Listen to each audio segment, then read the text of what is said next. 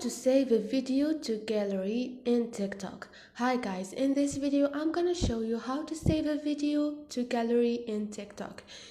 So first thing, go to your TikTok application. So this is my TikTok. I'm gonna click on home to play videos. Now this is videos. Now I think I'm gonna choose this video. What I'm gonna do is click on share. Now you have a lot of options. You can share the video on Facebook, on WhatsApp, anything you want. Now I'm gonna tap on save video. It's the third option. I'm gonna tap on save video.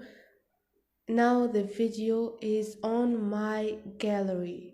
Now I can use this video in anything I want. If this video was helpful, don't forget to subscribe and like.